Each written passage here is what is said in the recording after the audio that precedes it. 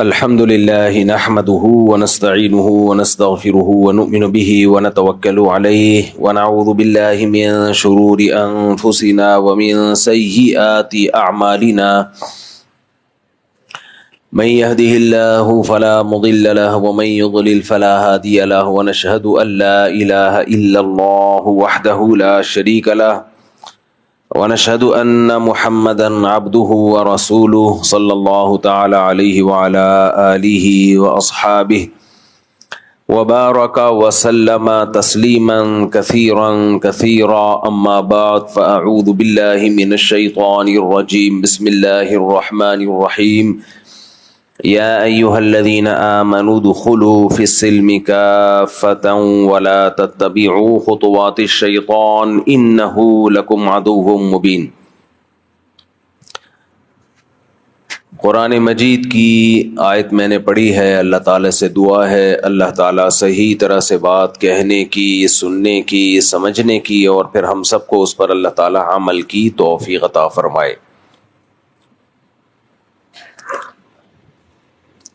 یہ آیت میں بہت مرتبہ بیانات میں پڑھتا ہوں کہ اے ایمان والو، اسلام میں مکمل داخل ہو جاؤ۔ اسلام میں مکمل داخل ہونے میں جو چیز سب سے بڑی رکاوٹ ہے وہ ہے انسان کی خواہشات۔ اس پر پچھلے ہفتے میں نے بات شروع کی تھی کہ انسان جب دنیا میں آتا ہے، دنیا میں آتے ہی خواہشات کی ایک دنیا ہے،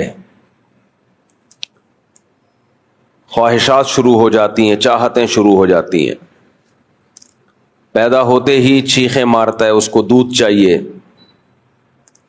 کھلونے چاہیے، اس کو نہیں ملیں گے غصہ کرتا ہے۔ تو یہ اس میں خواہشات ہیں جو پیدا ہوتے ہی شروع ہو جاتی ہیں۔ جب تک ماں کے پیٹ میں تھا تو کوئی خواہش نہیں تھی، ایک ہی خواہش ہوتی ہے باہر آ جاؤں میں کسی طریقے سے،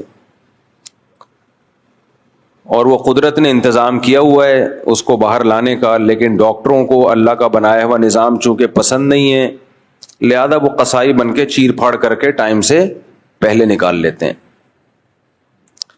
ڈاکٹروں کا خیال یہ ہے کہ اللہ تعالیٰ نے کا نظام غلط ہے، یہ جو نیچرل ہے، نارمل ڈیلیوری جسے کہا جاتا ہے، ہمیں اللہ سے چونکہ زیادہ پتہ ہے لہذا ہم کاٹیں گے اور بچے کو مارکیٹ میں خود لے کر آئیں گے۔ خیر موضوع نہ تبدیل ہو جائے، میں اصل موضوع پہ آتا ہوں۔ آپ کہہ سکتے ہیں کچھ عورتیں بیمار بھی تو ہوتی ہیں، کچھ یقیناً ہو سکتی ہیں، یہ نہیں ہو سکتا کہ ہر 2-3 کے بعد آپریشن، 2-3 کے بعد آپریشن، اس سے تو دنیا کا نظام ہی تباہ و برباد ہو جائے۔ خیر، تو جب دنیا میں آتا ہے خواہشات اس کی شروع ہو جاتی ہیں، پھر اس کو خواہشات کا اتنا بڑا جال اور اتنا بڑا سمندر اس کے سامنے ہوتا ہے کہ اسے اگر صحیح راستے کا پتہ نہ چلے، سیدھے راستے کی ہدایت نہ ملے تو وہ غلط رخ پہ چلنا شروع کر دیتا ہے۔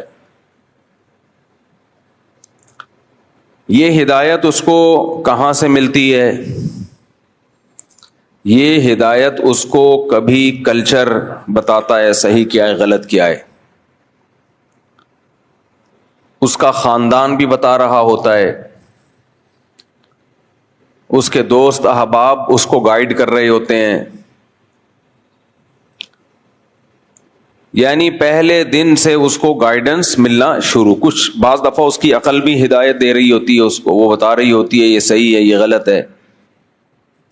تو بہت سارے اسباب مل کے اس کو سدھارنے کی بھی کوشش کرتے ہیں اور بگاڑنے کی بھی کوشش کرتے ہیں، یہ دونوں کوششیں ایک ساتھ ہو رہی ہوتی ہیں۔ اچھا، وہ کیا کرتا ہے انسان کے اندر، یہ ٹیکنیکل فالٹ ہے کہ وہ ہر گائیڈنس کو، ہر ہدایت کو سیدھا راستہ سمجھ کے لے رہا ہوتا ہے، حالانکہ وہ ہر ہدایت سیدھا راستہ نہیں ہوتی۔ ہندو کے ہاں جب بچہ پیدا ہوتا ہے تو وہ دیکھتا ہے اسے نہیں پتا کہ میں نے عبادت کرنی ہے نہیں کرنی ہے تو کتنے معبود ہیں، پتھر کی عبادت کرنی ہے یا ایک خدا کی عبادت کرنی ہے، اسے کچھ معلوم نہیں ہے.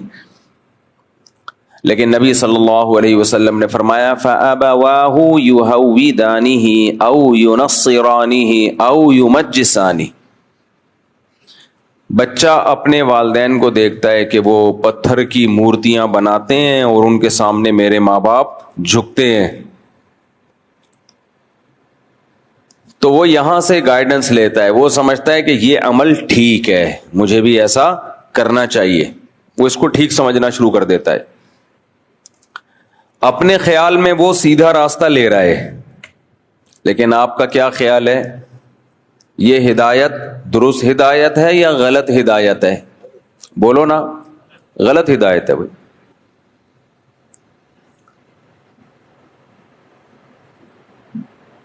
پھر تھوڑا سا وہ بڑا ہوتا ہے، دیکھتا ہے دنیا میں نشہ بھی چل رہا ہے، اس کا دوست شراب پی رہا ہے، اس کے پڑوسی شراب پی رہے ہیں، سب پیتے ہیں، تو وہ کہتا ہے ہم بھی ٹرائی مارتے ہیں. وہ بھی کیا کرتا ہے؟ وہ بھی پینا شروع کر دیتا ہے. تو یہ گائیڈنس اگر وہ ان لوگوں میں نہ رہتا تو شراب پیتا؟ کبھی بھی نہیں پیتا. وہ اس کو کیا پتا یہ گند کیا ہے. دائیں بائیں لوگوں سے، اپنے ماں باپ سے سب سے زیادہ متاثر انسان اپنے والدین سے ہوتا ہے. ابا پیتے ہیں تو بیٹا بھی پھر کہے گا ابا جب پی رہے ہیں تو ہم بھی پیئیں گے. تو وہ دائیں بائیں ماحول دیکھتا ہے اور وہ وہاں سے ہدایت لیتا ہے اور وہ بھی پینا شروع کر دیتا ہے. تو یہ صحیح ہدایت لے رہا ہے یا غلط؟ ہدایت تو لے رہا ہے، کیونکہ اگر یہ دائیں بائیں نہ دیکھتا تو نہ پیتا. خود سے اس گندگی کی طرف کبھی بھی انسان کا ذہن نہیں جاتا.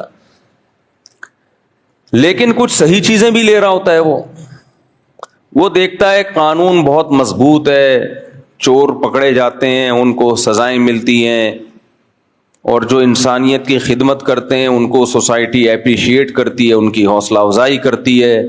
تو اس بہانے وہ بھی کچھ نیک کام کر لیتا ہے. اس نے دیکھا فلاں نے غریبوں کو کھانا کھلایا، محلے میں لوگوں نے بڑی واہ واہ کی، بڑا اچھا آدمی ہے، نائس پرسن ہے. تو وہ دو لوگوں کو دیکھا دیکھی وہ بھی کبھی چندہ دے دیتا ہے، کبھی کسی ٹرسٹ میں پیسے دے دیتا ہے، لوگوں کو کھلا دیتا ہے. تو یہ ہدایت بھی اس نے کہاں سے لی ہے؟ بولو. خود سے نہیں، پبلک کو دیکھا اس نے. تبھی جن کے باپ دادا سخی ہوں اکثر بچے بھی ان کے سخی ہوتے ہیں، کیونکہ یہ والے ہدایت گائیڈنس انسان سب سے زیادہ اپنے باپ اور اپنی ماں سے لیتا ہے. ہر طرح کی ہدایت. مذہب اپنے ماں باپ سے لے رہا ہے تو باقی کیا رہ گیا بھائی؟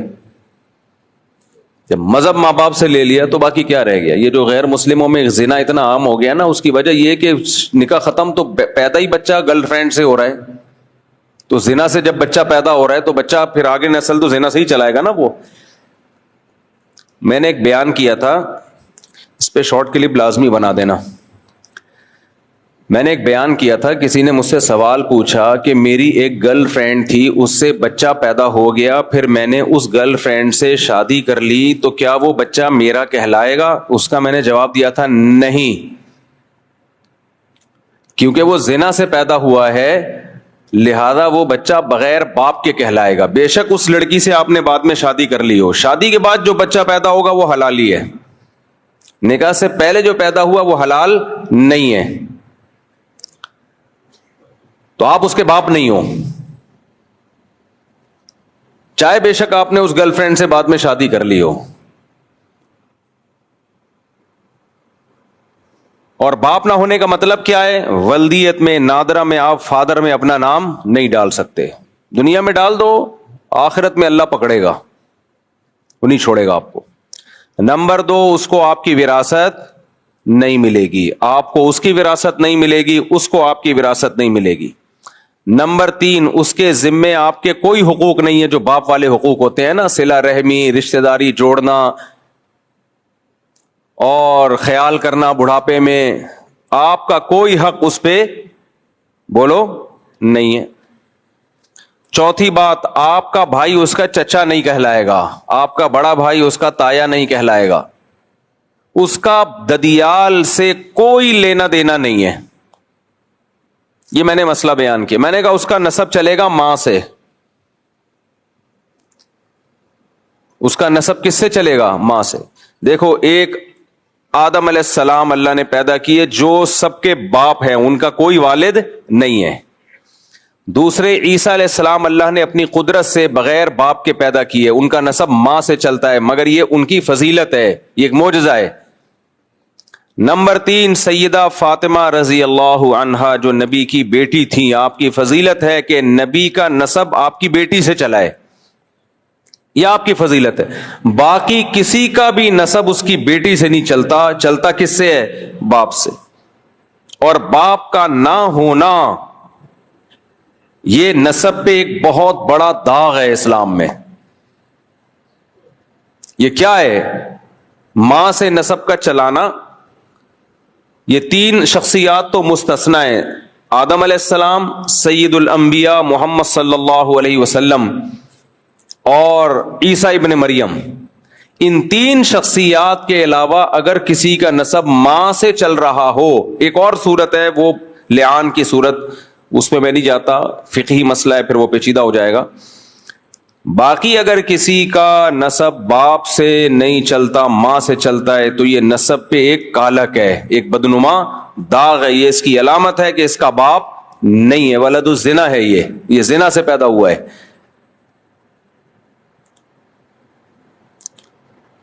اب میں نے جب یہ مسئلہ بیان کیا کہ بھئی اس کا نسب چلے گا ماں سے، وراثت ملے گی کہاں سے؟ ماں سے، تو میں حیران ہوں لوگوں کے نیگیٹو کمنٹس دیکھ کے. لوگوں نے کہا کہانی باز ملا، کہانی باز مولوی، علم نہیں ہے. میں حیران ہوں، اسلام کی بیسک چیزوں کو بھی لوگوں نے بھلانا شروع کر دیا ہے. اب اسلام کی بنیادی چیزوں کو بھی، حلال بچے میں حرام بچے میں زمین آسمان کا فرق ہے بھائی. لوگ کہتے ہیں اس بچے کا کیا قصور ہے، تو ہم اس بچے کو گنہگار نہیں کہہ رہے، ہم اس بچے کو جہنمی نہیں کہہ رہے، اس کا واقعتاً کوئی قصور نہیں ہے. لیکن اس باپ کا تو قصور ہے نا، جو میڈیکلی تو باپ ہے، شرعی باپ نہیں ہے، اس کا تو قصور ہے، اس نے زنا کیوں کیا. لہذا تم سے اس کا کوئی نسب نہیں چلے گا، تم اس کو اپنے کھاتے میں نہیں ڈال سکتے. یہ وہ بچہ ہے جس کا کوئی باپ نہیں ہے. انگریز تو مانتے ہیں باپ ہے، اسلام کہتا ہے اس کو اسلام باپ نہیں مانتا. باپ وہی ہوتا ہے جو حلال کا ہو، اسلام نہیں مانتا اس کو باپ. زانی کے پانی سے جو بچہ پیدا ہو اس کی نسبت اسلام میں زانی کی طرف نہیں ہوتی. اسلام میں خاندان کا ہونا، نسب کا ہونا، یہ بہت بڑی حیثیت ہے، اس کی بہت بڑی ویلیو ہے. اور یہ نکاح سے وجود میں آتے ہیں، زنا سے وجود میں نہیں آتے. کیوں؟ بار بار ایک مثال دیتا ہوں، گدھے گھوڑے کے ہاں باپ نہیں ہوتے، ماں ہوتی ہے. کیونکہ گدھے گھوڑوں کا گدھی اور گھوڑی کے ساتھ فزیکل ریلیشن ہوتا ہے، شادی بیاہ نہیں. کبھی آپ نے اپنے گھوڑے کا تعارف کروایا؟ یہ میرا گھوڑا ہے، یہ اس کا باپ ہے، یہ اس کا دادا ہے، یہ اس کا چاچا ہے، تعارف کروایا؟ یا گدھے کا یہ میرا گدھا ہے، یہ میرے گدھے کا باپ کا نہیں پتا ہوتا بھائی. یہ میرے گدھے کا چاچا ہے بھائی، یہ میرے گدھے کا تایا نا، یہ گدھا ہے اور یہ اس کی ماں ہے، بس اتنا ریلیشن جو بغیر نکاح کے نسل پیدا ہوتی ہے اس کا صرف اتنا ریلیشن. اور اسلام بھی اتنا ہی ریلیشن مانتا ہے کہ اگر انسان بھی بغیر باپ کے پیدا ہو گیا، یعنی زنا سے پیدا ہوا ہے، تو اسلام کہتا ہے اس کا زانی باپ گدھا ہی ہے اس معاملے میں. تو یہ شریعت کا بنایا ہوا مسئلہ ہے، تو مجھے برا بھلا مت کہو. آپ کو جو اعتراض کرنا ہے اسلام پہ اعتراض کرو، اور میں آپ لوگوں کو خوش کرنے کے لیے، سوسائٹی کو خوش کرنے کے لیے اسلام کو چینج نہیں کر سکتا.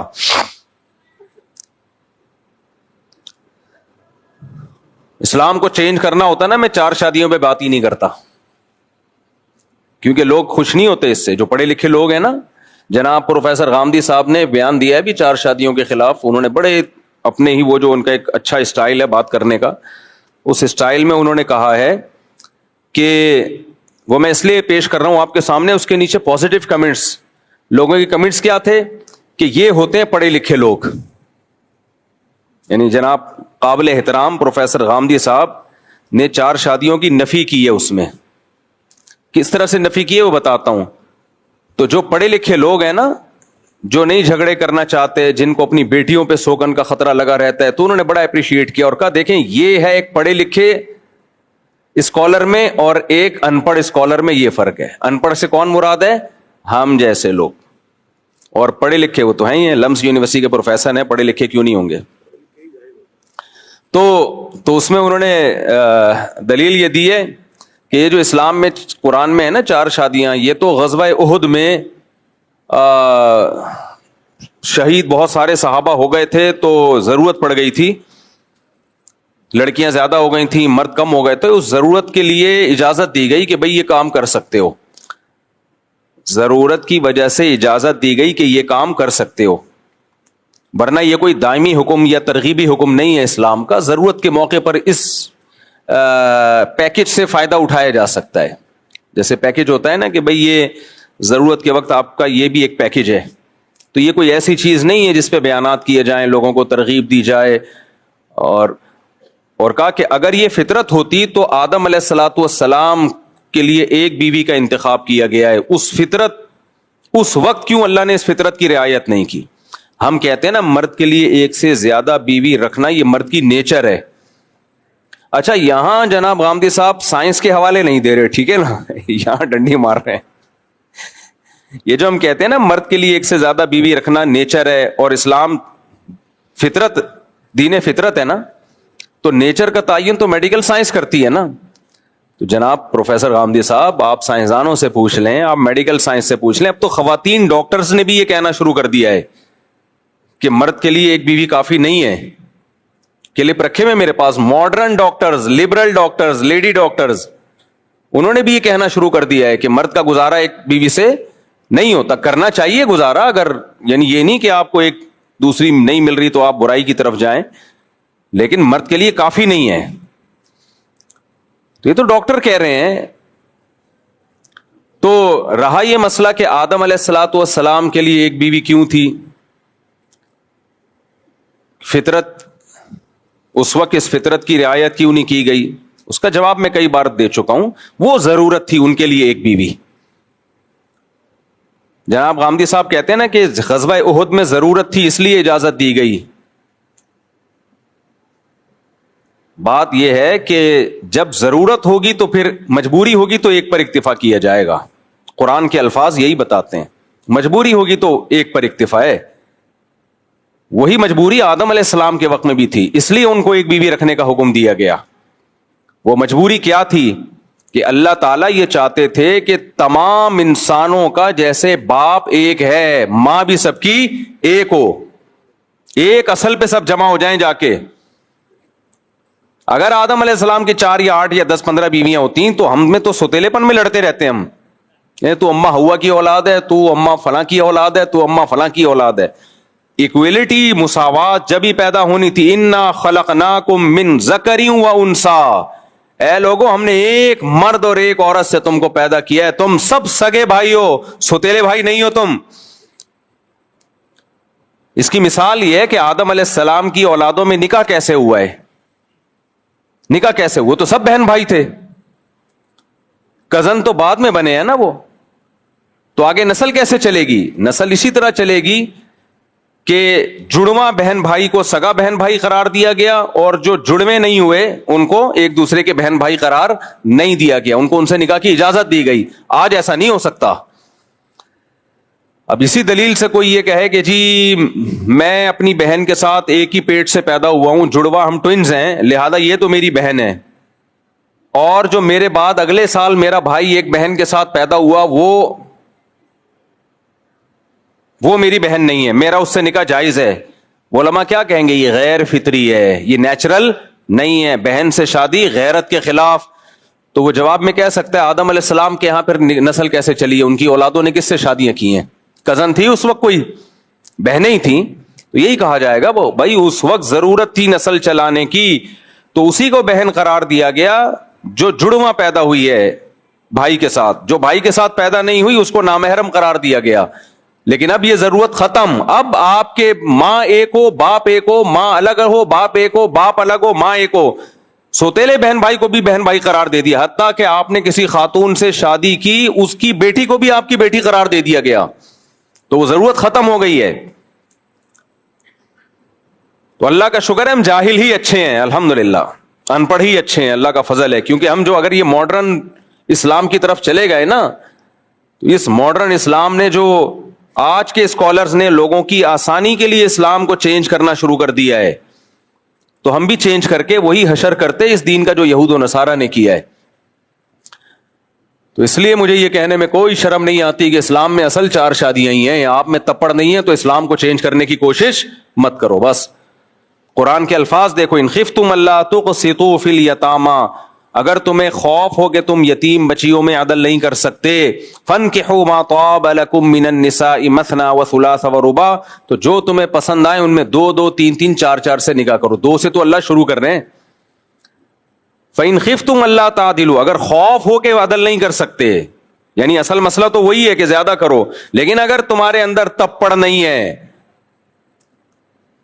اب غامدی صاحب یہ تپڑ جیسے الفاظ استعمال نہیں کرتے, اچھی بات ہے, ہم تو بھائی دیسی لوگ ہیں, ہم تو اسی طرح بیان کریں گے. تمہارے اندر بسوں کے پیچھے ہم نے یہی پڑھا ہے, تپڑ ہے تو پاس کر ورنہ برداشت کر.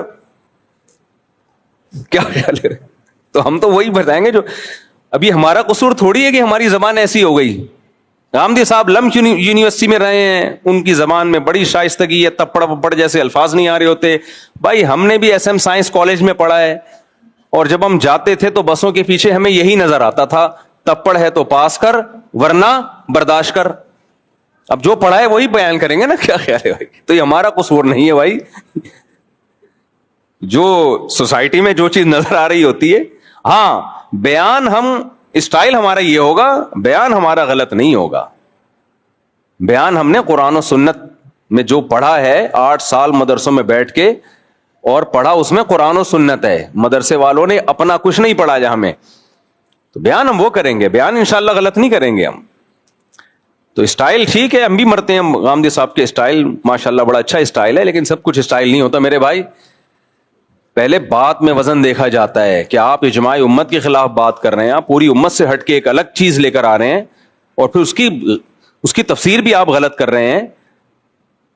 اب یہاں پروفیسر غامدی صاحب, میرا موضوع 4 شادیاں نہیں ہے, لیکن اب بات آ گئی ہے تو میں بتا دوں نا, میں یہ 4 شادیاں کی فضیلت ثابت کرنے کے لیے نہیں کر رہا, وہ تو میں 20 دفعہ کر چکا ہوں بیان. میں صرف یہ بتانے کے لیے کہ کہاں جناب پروفیسر غامدی صاحب گڑبڑ کرتے ہیں اور سادہ لوح عوام اس گڑبڑ سے متاثر ہو جاتی ہے.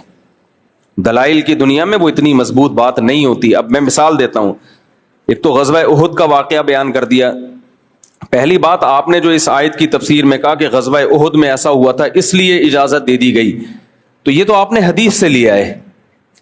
ایک طرف آپ کہتے ہیں حدیث ایک تاریخی کتابیں ہیں, وہ حجت نہیں ہے. یہ ان کا کلپ موجود ہے کہ حدیث تو ایک تاریخ کی کتاب ہے. اگر یہ ہسٹری کی کتاب ہے, تاریخ کی کتاب ہے, ہم بھی مانتے ہیں تاریخ کی کتاب ہے, لیکن کس کی ہسٹری ہے؟ پیغمبر کی باتیں اس میں. ہسٹری اگر مستند ذریعے سے ہم تک پہنچی ہو تو مانی جائے گی یا رد کیا جائے گا؟ مانی جائے گی. تو نبی کی ہسٹری اگر اس میں بیان ہو رہی ہے اور نبی کے اقوال بیان ہو رہے ہیں, تو ہم اس کو کیسے رد کر سکتے ہیں؟ وہ نبی کے آرڈرز ہیں. تو آپ نے کیا کیا کہ جب وہ حدیث آپ کے فیور میں جا رہی ہے تو آپ اس حدیث سے استدلال کر رہے ہیں, اور جب وہ آپ کے فیور میں نہیں ہے تو آپ کہتے ہیں یہ حدیثیں تاریخ کی کتابیں ہیں. تو قرآن میں کہاں لکھا ہے کہ یہ غزوہ احد کے موقع پہ ایسا ہوا تھا؟ یہ تو حدیث سے ہے. اور سیدہ عائشہ رضی اللہ تعالی عنہ اس حدیث کی کیا تفسیر کرتی ہیں؟ بخاری میں وہ تفسیر موجود ہے. اگر آپ نے حدیث ہی لینی ہے تو بخاری کی حضرت عائشہ کی تفسیر لیں. حضرت عائشہ فرماتی ہیں کہ پہلے زمانے میں, یعنی نبی کے دور میں, ایسا ہوتا تھا کہ یتیم بچیاں کسی شخص کی کفالت میں ہوتی تھیں, وہ چاہتا تھا اس یتیم بچی سے شادی کرنا. جیسے کوئی نامحرم بچی لے کے پال لی, اب وہ جب جوان ہو رہی ہے تو دل چاہ رہا ہے کہ میں ہی اس سے نکاح کر لوں. تو وہ کیا کرتے تھے, اس بچی کا جتنا مہر بنتا تھا نا اتنا نہیں دیتے تھے, کم مہر. اب بچی کا باپ زندہ ہوتا تو وہ اپنی بیٹی کو کم مہر میں نہیں جانے دیتا, وہ کہتا ہے میری بیٹی میں یہ خاصیت ہے تو میں اس کا زیادہ مہر لوں گا. اب مطالبہ کرنے والا باپ تو ہے نہیں, تو یہ شخص کیا کرتا تھا, نکاح کرنے کے لیے بہت تھوڑا مہر کر کے خود ہی اس سے نکاح کر لیتا تھا. تو اللہ نے فرمایا کہ یہ یتیم بچی کے ساتھ ظلم ہے کہ تم اس کو مہر کم دے رہے ہو اور اس سے نکاح کر رہے ہو. اس سے نکاح کرنا ہے تو اتنا مہر دو جتنا اس کی خاندان کی عورتوں کا, جس کو مہر مثل کہا جاتا ہے, جو ان کا اسٹینڈرڈ ہے. ادروائز تم اس سے نکاح مت کرو. اب ایک انسان کو دھچکا لگتا ہے کہ میں اس سے نکاح نہیں کروں. عرب میں نکاح کرنا آسان نہیں تھا, کیونکہ لوگ 2 3 3 4 4 شادیوں کا رواج تھا. جو شادی کے قابل لڑکیاں وہ ملتی نہیں تھی لوگوں کو. ہماری طرح نہیں تھا کہ وہ اخباروں میں اشتہار دے دے کے شادیاں ہو رہی ہیں لڑکیوں کی, شادی دفتروں میں جا کے اور شادی پیج بنا کے. ایسا صحابہ کے دور میں نہیں تھا, کیونکہ رواج تھا. عرب میں تو 10 بیویاں رکھنے کا رواج تھا, 10 رکھا کرتے تھے. تو اب جو بھی بہت اونچے مالدار لوگ ہوتے, ذرا ان کی پرسنالٹی ہوتی, وہ سب کی شادیاں ہو جاتی. لڑکیاں ملنا آسان نہیں تھا. اس سے اندازہ لگاؤ کہ قرآن کہہ رہے جب کوئی عورت بیوہ ہو جائے نا تو فوراً نکاح کا پیغام مت بھیجو, عدت گزرنے کا انتظار کرو. پھر قرآن کہہ رہے علیم اللہ انکم ستذکرونہن, اللہ کو پتہ ہے بہت مشکل ہوگا تمہارے لیے پیغام بھیجنے میں تاخیر کرنا, لہذا گول مول طریقے سے بھیج دیا کرو. تو بیوہ عورت کے بارے میں اللہ قرآن کہہ رہا ہے کہ صحابہ کو کہ تمہارے لیے صبر بہت مشکل ہوگا. یہ بیوہ عورت کے بارے میں, یعنی اس کو فوراً سب لوگ پیغام بھیجیں گے تو تم بھی گول مول بھیج دو, سراہتن نہ بھیجو, عدت کا انتظار کرو. آج ہے ایسا؟ آج تو بیوہ عورت عدت کیا, عدت کے بعد بھی 10 سال گزر جاتے ہیں, پیغام نہیں آتا. تو یہ انہی افلاطونیوں کی وجہ سے ہے کہ ایکچولی کر کے پورے دین کا بیڑا غرق کر دیا. ایکچولی اس دور میں تو ایسا, ایکچولی اس دور میں 4 شادیوں سے زیادہ کا رواج تھا, اس لیے لڑکیاں ملتی نہیں تھیں. اب کسی نے یتیم بچی پالی بھی ہے تو اسی پہ اس کا دل آتا تھا میں شادی کروں گا. اب پیسے ہیں نہیں شادی کے مہر دینے کے, تو وہ کیا کرتے تھے, یار تھوڑا مہر دے دو اور کر لو نکاح. قرآن نے ظلم سے روکا, اور الفاظ دیکھو وَإِنْ خِفْتُمْ أَلَّا تُقْسِطُوا فِي الْيَتَامَى, تمہیں خطرہ ہے کہ تم یتیم بچیوں میں ظلم کرو گے, یعنی ان کو پورا مہر نہیں دو گے. تو اللہ کہتے ہیں فَانْكِحُوا مَا طَابَ لَكُم مِّنَ النِّسَاءِ, دیکھو پھر اس سے نکاح مت کرو, تمہارے پاس تو اتنی گنجائشیں ہیں, ان کے علاوہ 2 3 3 4 4 عورتوں سے نکاح کرو. تو جس مذہب نے 2 3 3 4 4 عورتوں سے نکاح کی تمہیں پرمیشن دی ہو, تمہیں کیا ضرورت ہے کہ اسی سے کرو؟ پھر کیا ضرورت ہے اسی سے کرو؟ اس کی مثال ایسے ہے جیسے آپ بچے کو, یا کوئی ہم شوگر کے مریض کو منع کرتے ہیں مٹھائی کھانے سے, وہ پھر بھی لڈو کی طرف ہی بڑھ رہا ہے. ہم کہتے ہیں یار ایک لڈو کے پیچھے کیوں آ رہے ہو, تمہیں تو اللہ نے اتنی اجازت دی ہے, 20 چیزیں ڈاکٹر نے کہا ہے تم کھا سکتے ہو, سموسے بھی کھا سکتے ہو, پکوڑے بھی کھا سکتے ہو, اور خربوزے بھی کھا سکتے ہو, وغیرہ وغیرہ 20 چیزیں کھا سکتے ہو, تو لڈو ہی پہ تیرا دل کیوں آیا ہوا ہے؟ اور کیا کھانے کی چیزیں کم پڑ گئی ہیں؟ تو اللہ نے بھی یہاں صحابہ کو خطاب کیا کہ جس مذہب نے تمہیں 2 3 3 4 4 شادیوں کی اجازت دی ہو, نکاح کا دروازہ تو کھلا ہوا ہے, تو کیوں کسی لڑکی سے نکاح کر کے کم مہر دے رہے ہو؟ چھوڑ دو اس کو, اس سے کوئی بھی نکاح کر لے گا. تم ان کے علاوہ 2 3 3 4 4 سے نکاح کرو. ہاں اس آیت نے 4 سے زیادہ پہ پابندی لگا دی ہے. اس آیت کے بعد اور پھر نبی کی دیگر حدیثیں بھی ہیں, ان سے پتہ چلتا ہے کہ اسلام میں 4 سے زیادہ الاؤ نہیں ہے, اور وہ بھی حدیثوں سے پتہ چلتا ہے, قرآن سے نہیں پتہ چلتا واضح طور پہ. اگر آپ حدیث کو حجت نہیں مانتے, آپ کہتے ہو حدیثیں تاریخی کتاب ہیں, تو جناب قابل احترام پروفیسر غامدی صاحب سے میں کہوں گا پھر آپ کوئی آیت دکھاؤ جس میں آتا ہے کہ اسلام نے 4 پہ بند کیا ہو. اس سے تو یہ پتہ چل رہا ہے 2 3 3 4 4 سے کر سکتے ہو, اس سے زیادہ کیا ہے, اس سے تھوڑی پتہ چل رہا ہے. یہ تو حدیث سے پتہ چلتا ہے کہ اس سے زیادہ آپ نہیں کر سکتے.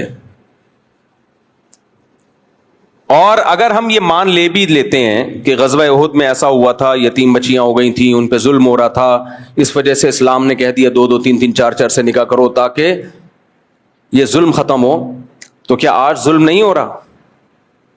پہلے زمانے میں ظلم یہ ہو رہا تھا کہ یتیم بچی کی شادی تو ہو رہی ہے, مہر کم مل رہا ہے. آج شادی ہی نہیں ہو رہی, اور مہر کیا جہیز دے کے بھی نہیں ہو رہی. سمجھ رہے ہیں کہ نہیں سمجھ رہے؟ پوائنٹ ٹو بی نوٹڈ ہے یہ English, point to be noted. وہ کیا ہے پوائنٹ ٹو بی نوٹڈ؟ وہ پوائنٹ یہ ہے کہ آج بھی اگر آپ سوسائٹی میں 2 3 4 شادیوں کا رواج نہیں ڈالتے تو بھی یتیم بچیوں پہ ظلم ہی ہوتا ہے. پہلے ظلم یہ ہو رہا تھا کہ اچھے سے اچھا رشتہ مل رہا ہے لیکن اس کو اتنا مہر نہیں دے رہا جتنا اس کا حق بنتا ہے. آج پہلی بات لوگوں نے ایک رکھی ہوئی ہے, لڑکیاں اتنی زیادہ ہو گئی ہیں ہماری سوسائٹی میں کہ ایجوکیٹڈ لڑکیوں کی شادی نہیں ہو رہی, یتیموں کو تو کوئی ویسے ہی پوچھتا نہیں. اور یتیم بچی کا اگر اچھا رشتہ مل جائے, کوالیفائڈ, کوئی ڈاکٹر, انجینئر, کوئی لمس یونیورسٹی کا پروفیسر, ایسے اچھے کوئی خاندانی لوگ مل بھی جائیں, جناب پروفیسر غامدی صاحب جیسے اور ان کے داماد جیسے خاندانی لوگ اگر مل بھی جائیں تو بھی میرے بھائی ان کو مہر دینا تو دور کی بات, وہ جہیز دے رہی ہوں پھر بھی نہیں کر رہا ہوتا کوئی, یعنی مل ہی نہیں رہا. تو آج زیادہ ظلم ہو رہا ہے. اس لیے سوسائٹی میں آپ 2 3 4 شادیوں کا رواج عام کریں گے تو پھر لڑکیاں, جب نکاح کے قابل لڑکیاں ختم ہو جائیں گی, جب ختم ہوں گی تو مرد روڈیں ناپتے پھریں گے پھر کہ ہمیں بیوی چاہیے, اور جب وہ روڈ ناپیں گے تو پھر شادی لڑکی کی مرضی پہ ہوگی, آپ کی مرضی پہ نہیں ہوگی. سپلائی اور ڈیمانڈ کا اصول جناب غامدی صاحب نے مجھ سے زیادہ پڑھا ہوگا لمس یونیورسٹی میں. جس چیز کی سپلائی زیادہ ہو ڈیمانڈ کم ہو اس کی ویلیو بڑھتی ہے یا گرتی ہے؟ دھڑام سے نیچے آتی ہے. جس کی ڈیمانڈ زیادہ سپلائی کم اس کی ویلیو بڑھتی ہے. اسلام نے ہر مرد کو 4 شادیوں کی ترغیب دی سوائے ان کے جو کمزور ہیں, ان کے علاوہ ہر مرد کو 4 شادیوں کی ترغیب دی, جبکہ عورتیں ایک کے مقابلے میں 4 پیدا نہیں ہوتی ہیں. اتنا گروتھ ریشو تھوڑی ہے کہ 1 کروڑ آبادی ہے تو 4 کروڑ لڑکیاں, اس میں گروتھ ریشو برابر ہی رکھا ہے. تو اس سے کیا پتا چلتا ہے بھائی, کوشش ہر شخص 4 کی کرے گا, کامیاب نہیں ہوگا اس میں. کچھ 2 کر لیں گے, بہت کم ہوں گے جو 4 کر پائیں گے بھی, کیونکہ یہ یک طرفہ کام نہیں ہے. وہ بھی تو راضی ہوگی نا سامنے والی, تو وہ کیوں آپ کی دوسری بیوی بنے گی, کیوں آپ کی تیسری وائف بنے گی؟ وہ آپ میں کوئی سرخاب کے پر لگا, آپ لمس یونیورسٹی کے پروفیسر ہوں گے تو چوتھی بھی بن جائے گی آپ کی, اور میٹرک کے بھاگے بھی ہوں گے تو پہلی بھی نہیں بنے گی. آج غامدی صاحب اعلان کریں میں 3 شادیاں اور کرتا ہوں, دے دنادن رشتے نہ آئے میرا نام بدل دینا. کیوں؟ لڑکیاں پریشان ہیں کہ ہمیں کوئی خاندانی آدمی چاہیے. ان کے لیے آپ نے مصیبت کھڑی کر دی. سب ایک لے کے گھوم رہے ہیں, انجوائے کر رہے ہیں لائف کو, دیکھو ماشاءاللہ. ابے جو باقیوں کا بیڑا غرق ہو رہا ہے, لمس یونیورسٹی کی پروفیسر لڑکیاں وہ میٹرک کے بھگوڑے سے شادی کر رہی ہیں.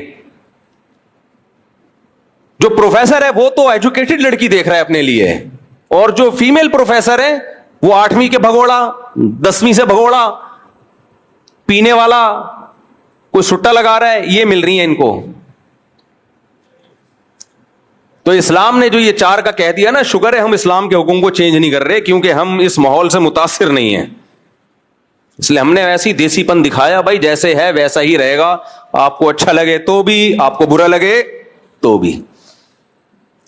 سوچ رہا ہوں تھوڑی سی بیچ میں انگلش ٹھش پش کر دیا کروں, اس سے تھوڑا سا لوگ کہیں گے پڑھے لکھے مولانا صاحب ہیں. تو سپلائی جب زیادہ ہوگی, ڈیمانڈ کم ہوگی. ہاں تو میں یہ کہہ رہا تھا کہ ایک کے مقابلے میں 4 عورتیں تھوڑی پیدا ہو رہی ہیں. اتنا گروتھ ریشو تو پوری دنیا میں کہیں نہیں ہے. صرف اور صرف اس کا مقصد یہ ہے سپلائی کے مقابلے میں ڈیمانڈ بڑھ جائے تاکہ ویلیو بڑھے عورت کی. ویلیو بڑھنے سے کیا ہوگا؟ جہیز ویز ختم, مارکیٹ سے کیا ہوگا؟ شارٹ. کیونکہ مرد کی زیادہ ضرورت رہے گی نا, اس کو مل ہی نہیں رہی ہوں گی. دوسرا فائدہ کیا ہوگا؟ لڑکی کبھی غیر کفو میں نہیں جائے گی. لڑکی کے لیے شوہر ہمیشہ اس سے برتر ہوگا. اگر لڑکی ماسٹرز ہے تو وہ کسی پی ایچ ڈی کے پاس جائے گی, سمجھ رہے ہو؟ وہ اگر بریگیڈیئر کی بیٹی ہے تو میجر جنرل کی بیٹی کے پاس جائے گی. وہ اگر وزیر کی بیٹی ہے, صدر مملکت کی مثال اچھی نہیں لگ رہی, بہرحال وہاں جائے گی. وہ اگر رکشے والے کی بیٹی ہے تو ٹیکسی والے کے پاس جائے گی. وہ ٹیکسی والے کی بیٹی ہے تو ٹرک والے کے پاس جائے گی. وہ ٹرک والے کی بیٹی ہے. بہرحال مالی لحاظ سے, دینی لحاظ سے عورت ہمیشہ اپنے سے اوپر جاتی تھی اسلامی معاشرے میں, کیونکہ شریعت کا حکم ہے کہ غیر کفو میں نہیں کرنا ہے. اب کیا ہو رہا ہے؟ اب غیر کفو میں جا رہی ہے. جوڑ کی شادیاں نہیں ہو رہی ہیں اس سے. پھر جب جوڑ کی شادیاں نہیں ہوتی, طلاقوں کا ریشو اور بڑھ گیا. اس میں نے بتاتا ہوں نا, مذاق تھوڑی کر رہا ہوتا ہوں. میں تو غامدی صاحب نکاح خوان تھوڑی ہیں, میں تو نکاح بھی پڑھاتا ہوں. غامدی صاحب نے کتنے نکاح پڑھائے ہوں گے. آؤ جناب پروفیسر غامدی صاحب, انتہائی احترام کے ساتھ میں آپ کو بتاتا ہوں کس ٹائپ کی شادیاں ہو رہی ہیں مارکیٹ میں. تو میں تو نکاح پڑھا چکا ہوں بھائی. آؤ کبھی ہم آپ کو دکھائیں جو نکاح ہو رہا ہے. اس میں لڑکی ڈاکٹر ہے, لڑکا 8ویں سے بھاگا ہوا, 8ویں بھی کمپلیٹ کر لیتا تو خوشی ہوتی. میں لڑکی کے ابا سے کہہ رہا ہوں یہ کیا ضرورت تھی اس کو دینے کی. کہتے ہیں بیٹا 35 سال کی ہو گئی, عمر نکلی جا رہی ہے. غامدی صاحب کے پاس ان مسائل کا کوئی حل نہیں ہے. ایک بات کر دی بس, امت میں ایک چیز ڈال دی. لیکن اسٹائل پہ لوگ مرتے ہیں کہ دیکھو یہ ہوتا ہے پڑھے لکھے لوگوں کا اسٹائل. اور ایک مولوی بیٹھا ہوا ہے انڈا موڑ پہ, تپڑ ہے تو پاس کر ورنہ برداشت کر. مانتا ہوں بھائی ہمارا اسٹائل دیسی ہے. دیکھو ایک ڈاکٹر ریلائبل ڈاکٹر ہے, اس نے وہ علم میڈیکل سائنس باقاعدہ اس نے میڈیکل سائنس پڑھی ہے. آپ اس کے اسٹائل کو نہیں دیکھو گے, آپ علاج اسی سے کرواؤ گے. میں نے بد اخلاق ڈاکٹروں سے بھی لوگوں کو علاج کراتے ہوئے دیکھا ہے. بدتمیز ڈاکٹروں سے بھی ڈانٹتے ہیں, کلینک میں مارتے ہیں, بھگاتے ہیں, بدتمیزی کرتے ہیں. میں لوگوں سے کہتا ہوں کیوں جاتے ہیں اس کے پاس. کہتے ہیں یار شفا اس کے ہاتھ میں, اس کی دوا سے بندہ ٹھیک ہو جاتا ہے. تو اخلاق بھی اچھی چیز ہے, ہونے چاہیے انسان میں. بات کرنے کا اسٹائل بھی اچھا ہونا چاہیے. یہ سب شریعت کی تعلیمات ہیں. اگر کسی عالم میں نہیں ہے, مجھ میں نہیں ہے, تو ایک عیب ہے, اس کو دور کرنا چاہیے. لیکن یہ نہیں ہو سکتا کہ مسائل آپ علماء یا مفتیان کرام کے علاوہ کسی اور سے پوچھنا شروع کر دیں. ہر چیز کا ایک پراپر طریقہ ہوتا ہے, پراپر وے میں علم حاصل ہوتا ہے. اس کے بعد انسان اس بات کے لائق بنتا ہے کہ وہ شرعی مسائل لوگوں کو بتائے. اس میں بھی گمراہ لوگ ہوتے ہیں, مولویوں میں بھی, لیکن اس میں پھر آپ نے دیکھنا ہے کہ اہل حق میں کون ہے اور گمراہ کون ہے. لیکن یہ نہیں ہو سکتا کہ جو جس کی فیلڈ ہے اس کے علاوہ سے آپ مسائل پوچھنا شروع کر دیں. تو اور بھی بہت کچھ ہے. حضرت عیسیٰ علیہ الصلوۃ والسلام کی حیات کا انکار, بخاری مسلم کی کتنی صحیح حدیثیں ہیں. عیسیٰ ابن مریم قرب قیامت میں نازل ہوں گے, قرآن کی کتنی آیتیں ہیں, کتنی واضح آیتیں ہیں. تو اب یہ ٹاپک نہیں ہے میرا, لیکن یہ بیچ میں ایک بات آ گئی تو اس لیے میں نے اس پہ بات کر لی ہے. تو میں آپ سے یہ کہہ رہا تھا کہ بھائی ہم جو قرآن و سنت ہے وہ بیان کریں گے, آپ کو اچھا لگے تو بھی بیان کریں گے, اچھا نہیں لگے تو بھی. تو میں اس پہ بیان کر رہا تھا کہ گرل فرینڈ سے اگر بچہ پیدا ہوتا ہے تو گوروں کے ہاں تو ڈی این اے سے پتہ چل جائے کہ جمشید کا ہے تو وہ جمشید کا کہتے ہیں. اسلام کہتا ہے ڈی این اے سے بھی پتہ چل گیا, وہ اس بندے نے بھی مان لیا کہ میرا ہے, پھر بھی اسلام اس کو آپ کا نہیں مانتا, کیونکہ وہ زنا سے پیدا ہوا ہے, وہ نکاح سے پیدا نہیں ہوا. تو میں یہ عرض کر رہا تھا, اس پہ لوگوں نے بہت سارے میرے خلاف نیگیٹو کمنٹس کہ اس مولوی کو دیکھو کہانی باز, ایک اور کہانی بیان کر دی اس نے.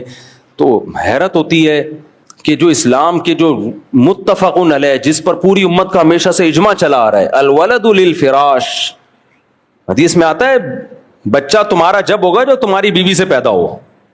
گرل فرینڈ بیوی تھوڑی ہوتی ہے. ہاں اس بچے کا کیا قصور ہے, تو ہم اس بچے کو کچھ تھوڑی کہہ رہے ہیں. وہ بچے کا نسب ماں سے چلے گا اور اس کو وراثت ماں سے ملے گی, باپ سے نہیں. وہ باپ کو شریعت باپ نہیں مانتی. یورپ امریکہ میں ایسا بہت ہو رہا ہے, کمپلینز آتی ہیں.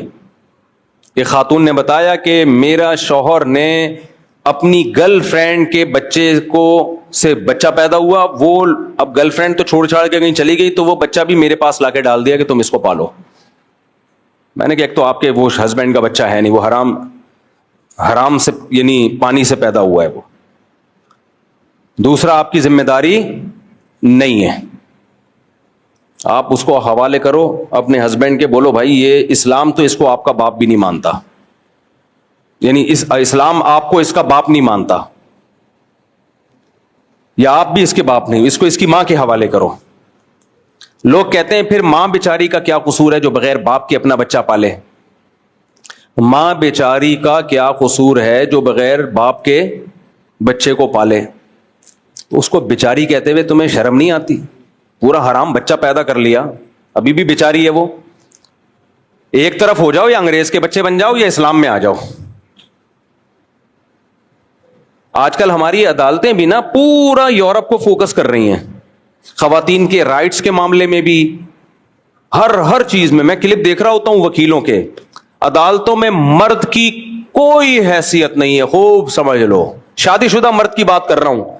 تم اس وقت تک طاقتور ہو جب تک کما رہے ہو، یا تم نے حرام کاری کے لیے گرل فرینڈ رکھی ہوئی ہے، اس وقت تک تم سر اٹھا کے جیو. جس دن تمہاری شادی ہوئی اور تمہارا بیوی سے اختلاف ہو گیا نا، تو ہماری عدالتوں میں جتنے قوانین ہیں فل سپورٹ کر رہے ہیں عورت کو. تمہاری 2 ٹکے کی حیثیت نہیں رہے گی. 2 ٹکے. کیا مطلب؟ تم نے بیوی کو زنا کرتے ہوئے دیکھ لیا، کورٹ میں جاؤ گے کچھ بھی نہیں ہوگا. کورٹ تمہیں 2 چماٹ لگائے گی، چل بدتمیز دفعہ ہو یہاں سے، شرم نہیں آتی، بے غیرت. سمجھ رہے ہو؟ پھر آپ کے پاس آپشن کیا ہے کہ میں کون سا راستہ اختیار کروں. دیکھو، بیوی نے آپ کو زنا کرتے ہوئے دیکھ لیا، کورٹ جائے، ٹھک سے کھلا لے، نکل لے پتلی گلی سے، بچے بھی لے جائے، سارا خرچہ بھی لے جائے، اپنا بھی بچوں کا بھی. آپ نے دیکھ لیا تو اب کیا ہوگا؟ تیرا کیا ہوگا کالیا؟ تیرا کچھ بھی نہیں ہوگا، جو کچھ ہوگا تیری بیوی کے ساتھ ہی ہوگا، وہ عیش کرے گی. اب آپ کے پاس آپشن صرف ڈیورس کا ہے. ڈیورس دے کے آپ ایسا چوڑے میں آؤ گے نا ایسا چوڑے میں آؤ. سب سے پہلے مہر وہ دینا پڑے گا آپ کو. نمبر 2، عدت کے دوران نان نفقہ وہ دینا پڑے گا آپ کو. نمبر 3، بچے آپ کو قیامت تک نہیں ملیں گے، یہ ذہن میں رکھنا. آپ کہہ سکتے ہو یہ لا میں ایسا لکھا ہوا تو نہیں ہے، لکھا ہوا کچھ اور ہے، عملی طور پر کچھ اور ہوتا ہے. میں وہ نہیں بتاتا جو لکھا ہوا ہے، اس کا کرنا کیا ہے.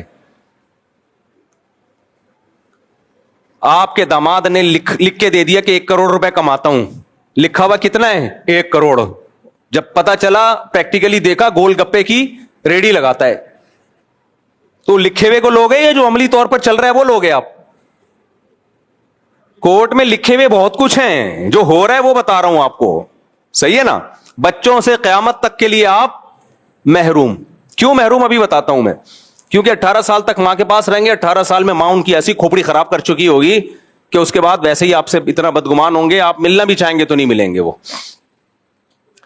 کیونکہ ماں ان کو یہ بتائے گی کہ یہ تم سے ملتا نہیں ہے، حالانکہ ملنے دے نہیں رہی ہوگی، ڈبل گیم کھیل رہی ہوگی.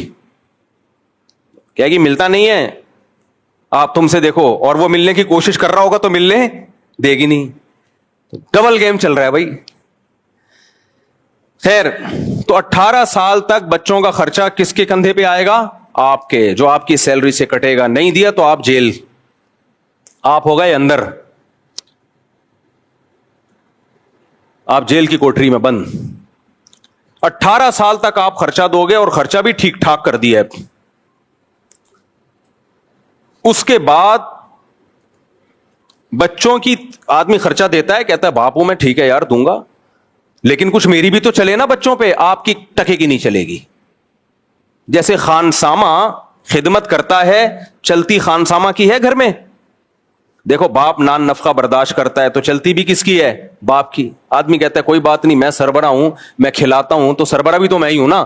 لیکن اگر آپ کھلا رہے ہو اور سربراہ نہ ہو آپ، تو پھر آپ بولتے ہو میں خانسامہ ہوں، میں نوکر ہوں. کیا خیال ہے بھائی؟ پھر میری حیثیت کیا ہے؟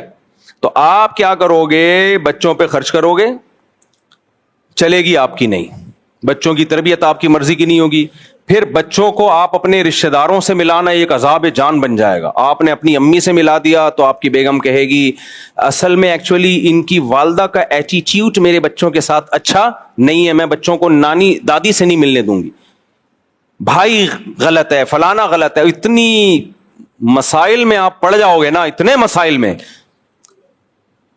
پھر جو ملاقات مہینے میں 2 دن ہوگی وہ بھی آپ کی بیگم پہ ہے. آج اس کی طبیعت خراب ہے، نہیں آپ کورٹ پہنچے، ٹریفک جیم تھا. ایک تو عدالت کے کٹہرے میں بچوں سے ملنا، ویسے ہی آدمی ذلت سے مر جاتا ہے. اس میں باپ ہو کے مل رہا کہاں ہے؟ عدالت کے کٹہرے میں. بچہ بھی خوش نہیں ہوگا اس ملاقات پہ، وہ بھی ٹینشن لے گا یار اب ہر اتوار کو ابا سے ملاقات کے سلسلے میں حاضر ہونا ہے میں نے.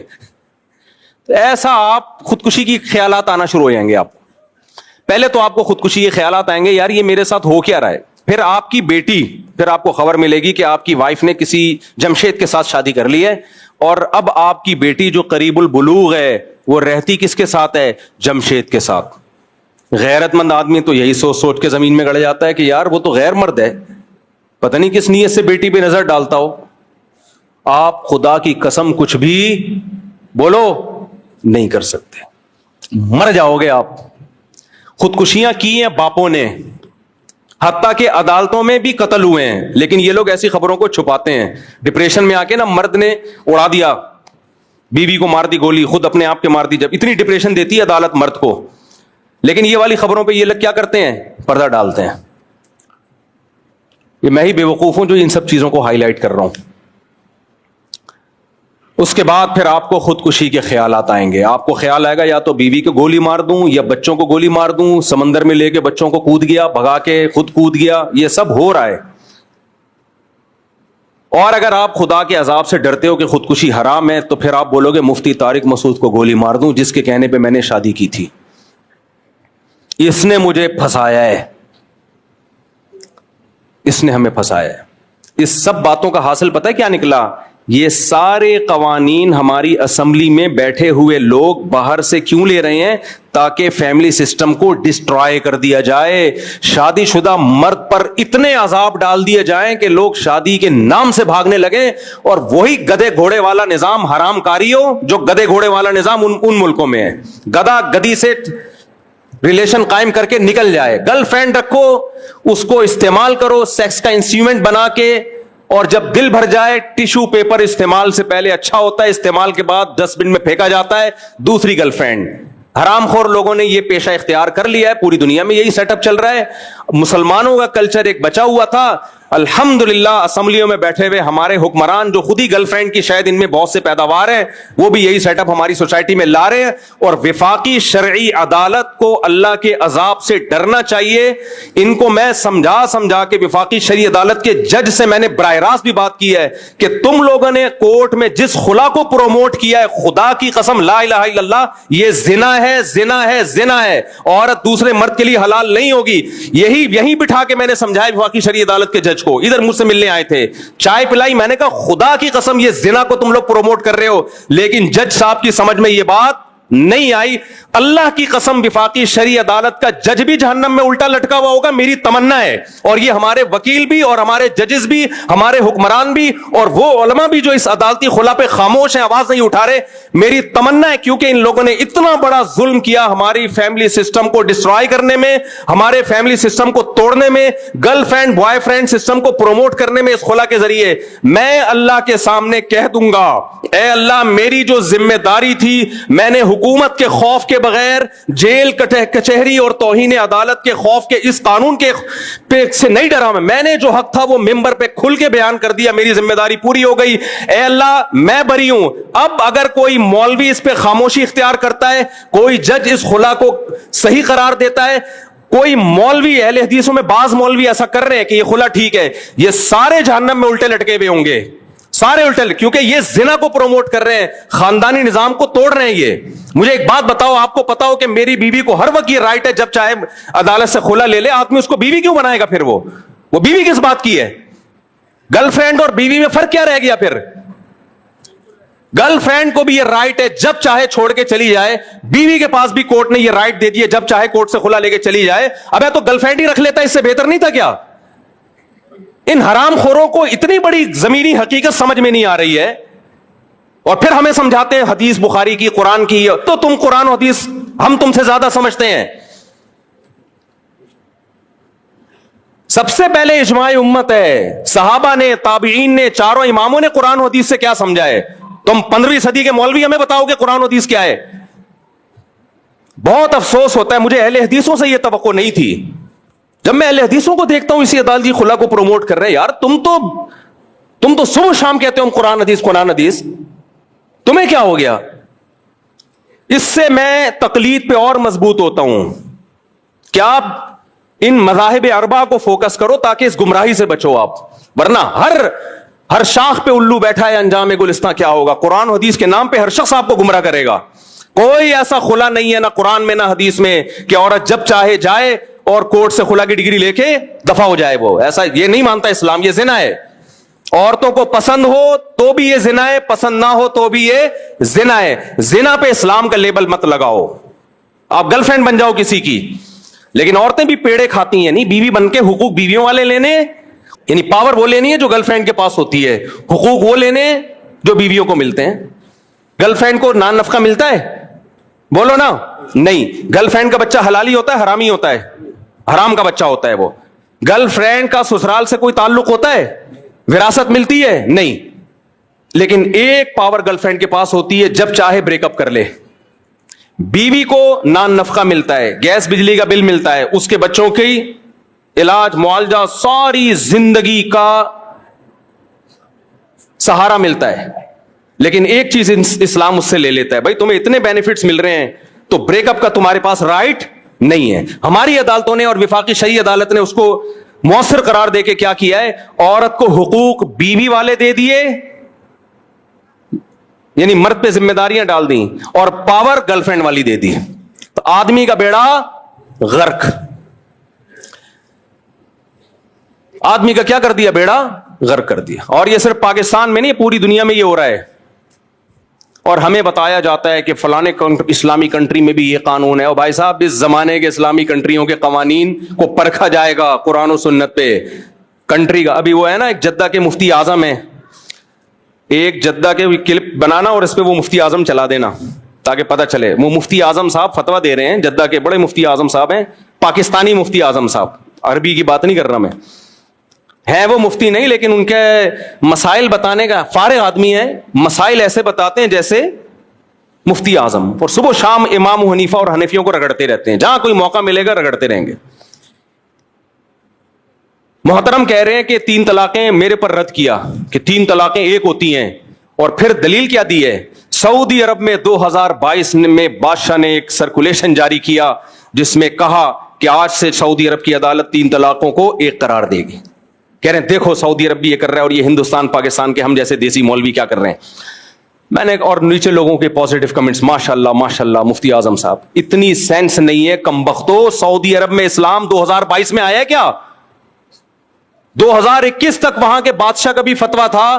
جب سے اسلام آیا 2021 تک سعودی عرب کی کورٹ 3 طلاقوں کو 3 قرار دیتی رہی ہے. تبھی تو 2022 میں بادشاہ نے چینج کیا اس کو, ورنہ چینج کرنے کی ضرورت کیا تھی؟ کمبخت آدمی, 2022 میں جو قانون چینج ہو رہا ہے تو اس کو اسلام کہہ رہا ہے, اور 2021 تک جو قانون 1400 سال سعودی عرب میں چلا آ رہا ہے 3 کو 3 کہنے کا, اس کو کہہ رہے بر صغیر کے حنفی مولوی. یہ ان لوگوں کی مینٹیلٹی ہے. نہیں آ رہی میرا خیال ہے بات. کہہ رہے سعودی عرب نے بھی 2022 میں قانون بنایا ہے کہ 3 طلاق کتنی ہوں گی؟ ایک. ابے 2022 میں بنایا ہے, یہ بنایا اس لیے کہ اس سے پہلے 3 تھی سعودی عرب میں. 2022 کے فیصلوں کو کہہ رہے ہیں قرآن و سنت. اس سے پہلے امت سعودی عرب میں بھی گھاس کھا رہی تھی, باقی ملکوں میں بھی گھاس کھا رہی تھی. یہ ہیں مجتہد, وہ اہل حدیث ہیں اور وہ بڑے فنٹر بنتے ہیں. یہ تو ان لوگوں کا علم ہے. کوئی انگریز مسلمان ہو وہ سعودی عرب سے اعتراض نہیں کرے گا, حضرت جی 2022 میں آپ کو خیال آئے کہ 3 طلاق ایک ہوتی ہیں, اس سے پہلے کیا ابھی تک ریسرچ نہیں کی تھی آپ لوگوں نے قرآن و سنت پہ؟ وہ کہیں گے تھی, ہم تو کسی کو نہیں تقلید نہیں کرتے, ہم تو قرآن حدیث کو فالو کرتے ہیں. قرآن حدیث میں ہمیں لگا کہ 3 ایک ہوتی ہیں. وہ کہے گا اب تک لوگوں کو کیا لگ رہا تھا؟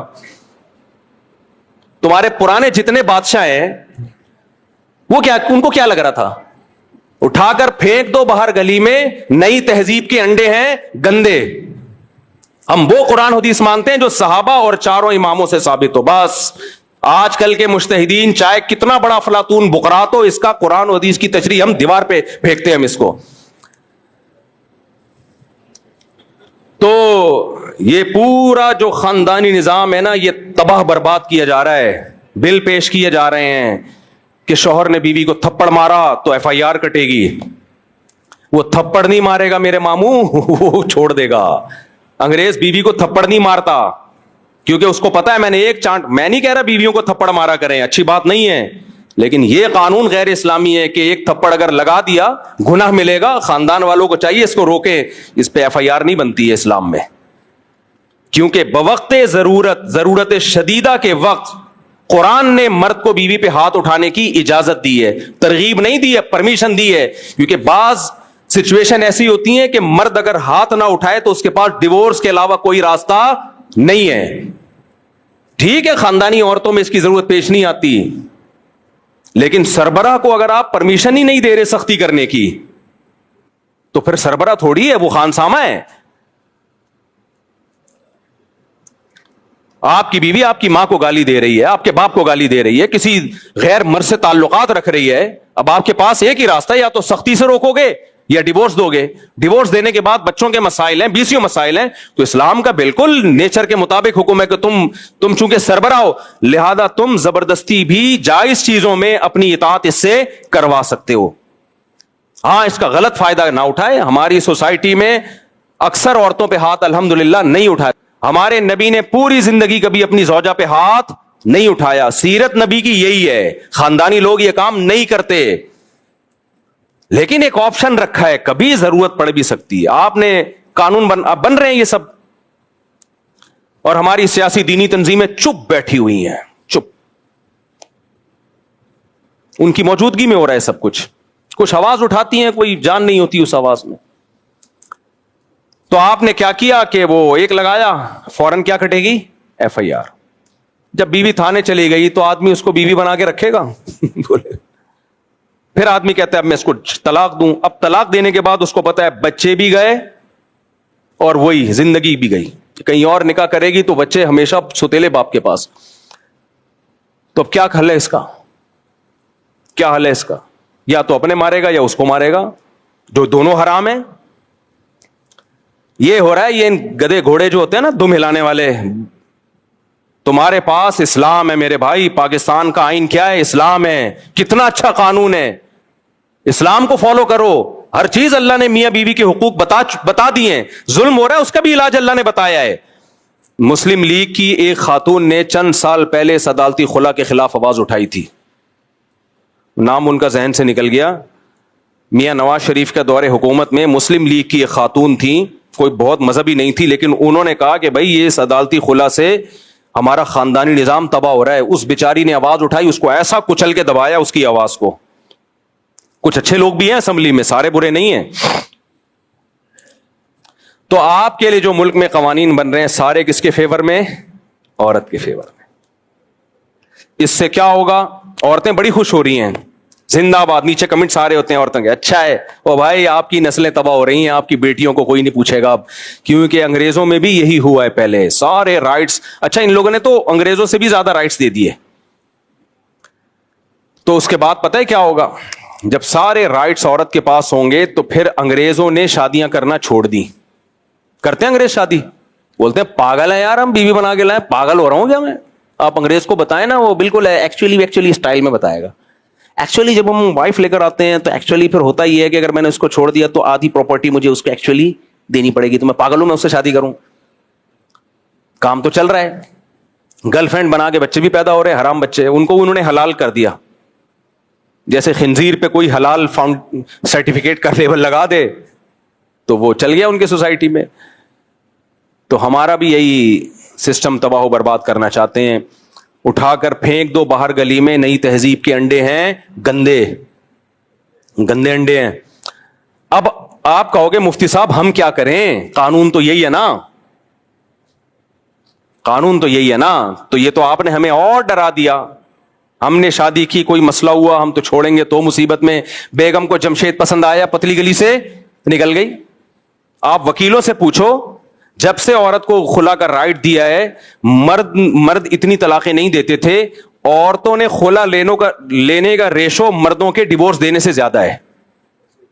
اس سے پتا چلتا ہے کچھ مرد میں خاصیت تھی جو اللہ نے اس کو طلاق کا حق دیا ہے. وہ گھر بچانے کی حتی الامکان کوشش کرتا ہے. سوائے کچھ نالائق تو ہر جگہ ہوتے ہیں.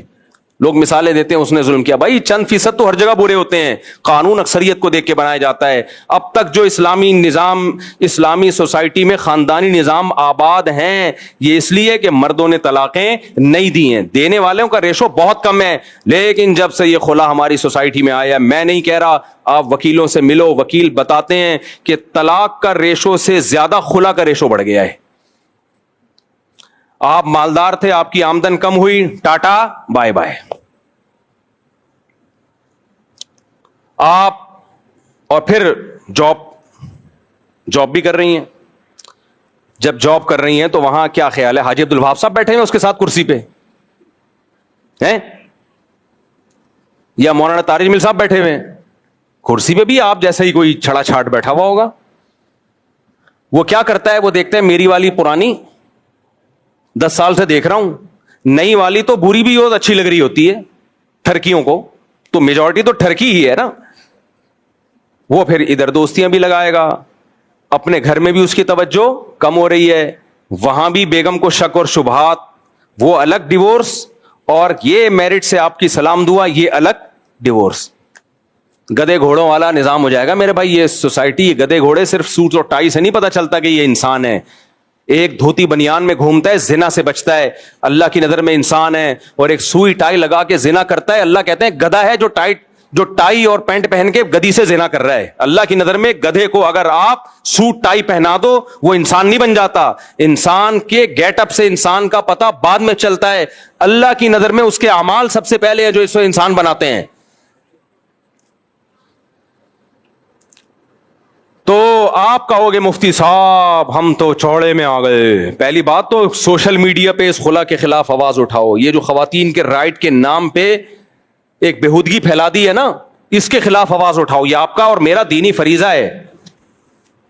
بولا کرو ہم اس خلا کو نہیں مانتے, یہ زنا ہے, آواز اٹھاؤ اس کے خلاف. اور یہ جو خواتین کے حقوق کے نام پہ انارکی پھیلائی جا رہی ہے, بولے ہم یہ نہیں مانتے, فیمنسٹ عورتوں کی باتیں ہیں. عزت دار عورت اپنے شوہر کے ساتھ وفا کرتی ہے, عزت دار مرد اپنی بیوی کے ساتھ وفا کرتا ہے, جیسے ہمارے باپ داداؤں نے زندگی گزاری ہے. اس کے خلاف آواز اٹھاؤ گے کہ نہیں اٹھاؤ گے آواز؟ اتنا پھیلا دو اس کو سوشل میڈیا پہ. جج جب کھلا دے بولے تو اپنی بیوی کو چھوڑ, یہ ہماری بیوی ہے, تیرے کو اس میں اللہ نے حق, اپنی بیوی کو جج طلاق دے سکتا. ہاں ظلم ہو رہا ہو تو ایک الگ بات ہے, میں بار بار کہتا ہوں ظلم میں تو ہم بھی عورت کو کا ساتھ دیتے ہیں. لیکن اب آپ کہو گے کہ میرا کیا ہوگا کالیا. اچھا میں ایک اپنے بارے میں بتا دوں, میں عدالتی خلا کے خلاف اتنا چیختا ہوں. ایک صاحب نے کہا لگتا ہے مفتی صاحب کی بھی کوئی بیوی خلا لے کے گئی ہوئی ہے جو بیچارے اتنا پریشان ہے. میری کسی بیوی نے کورٹ سے خلا نہیں لیا ہے. یہ میرے گھر کا مسئلہ الحمدللہ ہے ہی نہیں, بلکہ میں نے اپنے گھر والوں سے کہا ہوا ہے کسی کو کسی بھی موڑ پہ میں اچھا نہ لگوں, زندگی کے کسی بھی موڑ پہ آپ کو خیال آئے کہ غلط جگہ شادی ہو گئی ہے تو مجھے بتا دینا, کورٹ میں جائے بغیر ہی میں, قرآن کے جو الفاظ ہیں امساکم بمعروف او تسریح باحسان, اچھے طریقے سے رکھو یا اچھے طریقے سے رخصت. تو میں نے کہا اگر کسی موڑ پہ خیال آیا کہ ہماری شادی غلط آدمی سے ہو گئی ہے تو مجھے بتا دینا, میں اسی دن محبت کے ساتھ رخصت کر دوں گا. میں یہ نہیں کہہ رہا مجھے یہ خوشی ہوگی کہ ماشاء اللہ, کیونکہ عورتیں فوراً کہتی ہیں اچھا اتنے آرام سے چاہتے ہو, کہ یہ نہیں, اس کا یہ مطلب نہیں. اس کا مطلب یہ کہ میری رائے یہ کہ جو میرے ساتھ نہ رہنا چاہے تو میری غیرت کے خلاف ہے, میں اس کو رکھوں. مرد کو ہونا تو ایسا ہی چاہیے بھائی, میری غیرت کے خلاف ہے. تو اس لیے میرے گھر کا مسئلہ نہیں ہے یہ آپ لوگوں کا مسئلہ ہے, ان عورتوں کا مسئلہ ہے جو خلے لے لے کے آزاد ہو رہی ہیں. پھر جب کہیں اور شادی کریں گی بھائی, وہ مرد بھی کہے گا جس نے پہلے والے سے وفا نہیں کی وہ میرے ساتھ کیا وفا کرے گی. برباد ہو گئی ہیں, زندگیاں برباد ہو گئی ہیں. تو یہ عورت کے حق میں بھی ہے. میں عورتوں کے حقوق پہ خدا کی قسم بہت زیادہ بولتا ہوں, لوگ سمجھتے نہیں بولتا. میں پائیدار حقوق کی بات کرتا ہوں, میں 4 شادیوں کی بات کرتا ہوں, عورت کے لیے کرتا ہوں, مردوں کے لیے تو مرد تو پھنس جاتا ہے, مرد تو پھنسا 4 شادی, اور اس زمانے میں تو ٹھیک ٹھاک پھنسے گا. اچھا اب میں آپ کو کہہ رہا ہوں کہ مفتی صاحب آپ نے تو ایک بڑا بھیانک منظر پیش کر دیا, ایک شادی کبھی کہ وہ خلا بھی لے سکتی ہے, کورٹ میں تو اسی کے رائٹ ہیں. پہلے تو اس کے خلاف آواز اٹھاؤ, اس قانون کو چینج کرواؤ.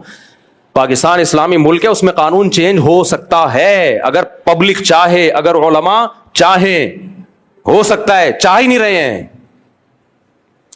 چاہتے ہی نہیں ہیں.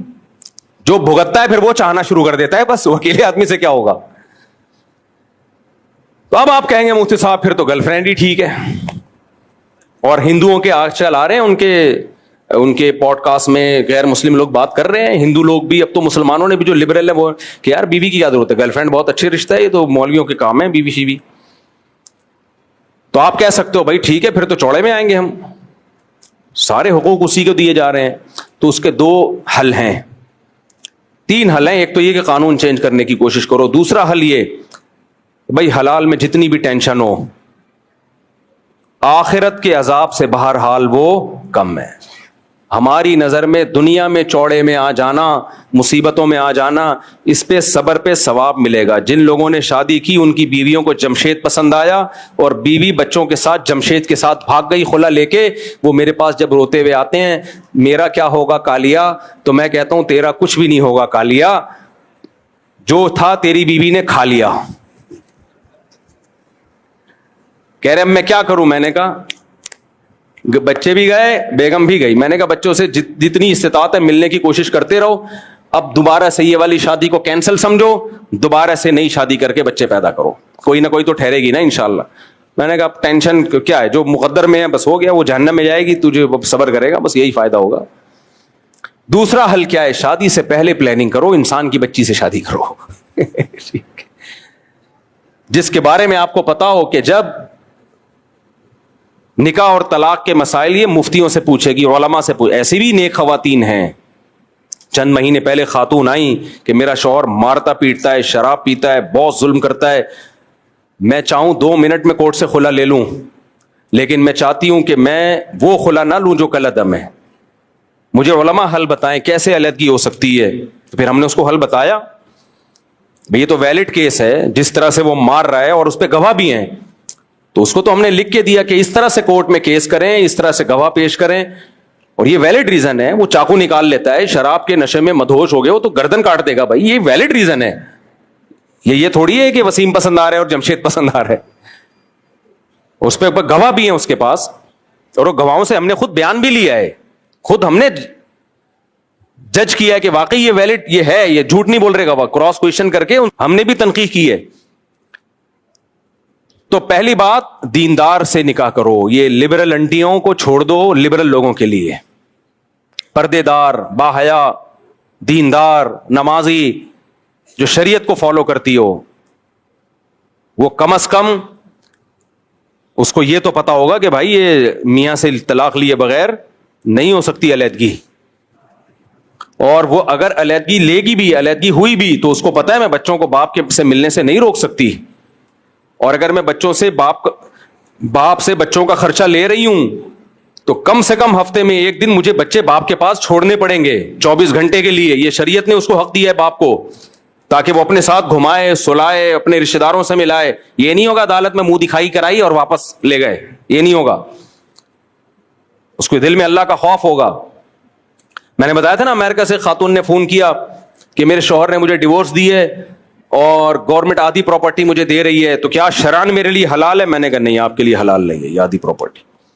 شوہر سے کہیں کہ میں تمہیں واپس کرتی ہوں, میرا مہر دے دو بس, اور عدت کا خرچہ دو, بچوں کا خرچہ تو بہرحال دینا پڑے گا وہ, تو اس کے علاوہ میرے لیے کچھ حلال نہیں ہے. میں نے کہا پھر بھی اگر وہ دے دے تو ہدیہ سمجھ کے لے لیں. تو ایسی نیک خواتین بھی الحمدللہ ہیں, ان کو پتہ ہے بھائی کسی کا مال ناحق نہیں کھا سکتے ہم, حرام ہے. تو اللہ کرے میں بات کہاں سے لے کے چلا تھا, کدھر کو نکل لیے ہم. کچھ نہ رستے کا پتہ ہم کو, نہ منزل کی خبر, جا رہے ہیں جس طرف ہم کو لیے جاتا ہے دل. خیر کام کی باتیں ہی ہو گئیں. تو مجھے شادی کرنے کا شوق نہیں ہے میرے بھائی, میں خاندانی نظام کو بچانا چاہتا ہوں. اس سلسلے میں حاضر ہوا ہوں آپ کی خدمت میں. وہ سلسلے والے حاضر والا پس سنا ہے نا لطیفہ, ایک آدمی کی شادی ہوئی نا تو بڑا ادیب تھا وہ, اب دلہن سے بات کیسے شروع کی جائے اس کو سمجھ میں نہیں آ رہا, تو کہہ رہا کل میری آپ سے شادی ہوئی تھی, اس سلسلے میں حاضر ہوا ہوں آپ کی خدمت میں. تو اس لیے یہ جملہ مجھے اتنا پسند آیا. میں بھی جب بھی کوئی بات ہوتی ہے تو میں کہتا ہوں بھائی اس سلسلے میں حاضر ہوں. ہاں میں یہ بتا رہا تھا میرے گھر کا خلا ولا کا اللہ کا شکر ہے, نہ کسی بیوی نے کورٹ سے خلا لیا ہے, اور نہ ہی ماضی میں کوئی فیوچر میں کوئی ایسا چانس نظر آ رہا ہے. اور ویسے بھی اگر کسی کو علیحدگی چاہیے ہوگی, اللہ نہ کرے, تو اگر وہ میں نے بتایا ہوا ہے آرام سے بتا دینا بھائی, تو آرام سے بتا دینا. ہمیں یہ جو کورٹ کچہریاں یہ خاندانی لوگوں کے کام نہیں ہوتے, خاندانی لوگوں کے کام نہیں ہوتے. خاندانی لوگ اپنے مسائل گھر میں بیٹھ کے حل کرتے. اللہ تعالیٰ سمجھنے کی عمل کی توفیق عطا فرمائے. وما علینا